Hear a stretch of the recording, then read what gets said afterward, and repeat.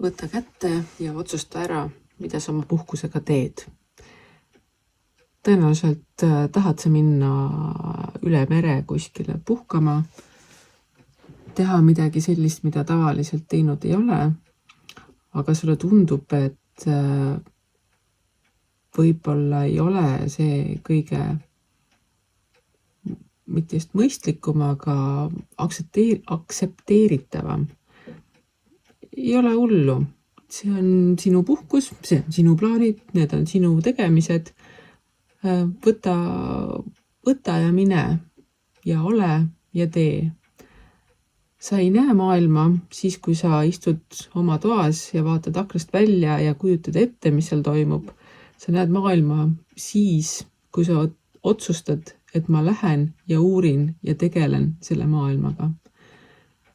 Ning tänase päeva energiat toetavad igati seda, et sa lähed oma nii-öelda mugavustsoonist välja ja tegutsed. Ei ole vaja oodata paremaid päevi või vihmasemaid ilmasid või päikselisemaid ilmasid või seda, et kui keegi tuleb ja kutsub mind kaasa, vaid see kõik on sinu enda tahtmises, sinu enda otsustamises kinni.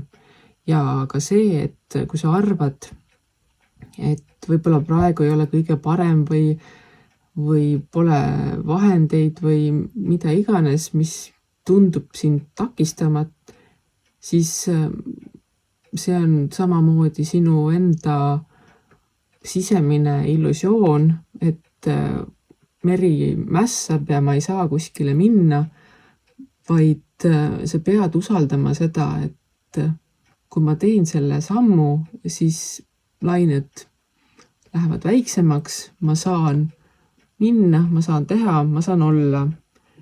Ja igal juhul paistab kuskil see heledam silmapiir, ka vihmapilvede taga paistab päike ning ega siin ei olegi midagi.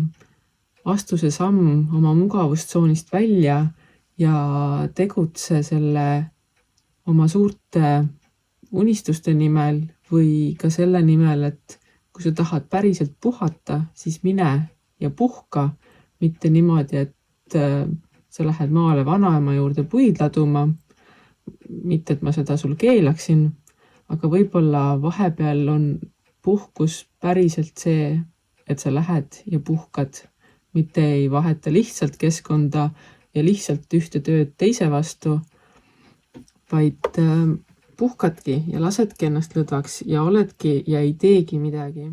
Ning ei tunne selle mitte midagi tegemise ees süümepiinu, vaid naudidki, ka see on meile vahepeal lubatud.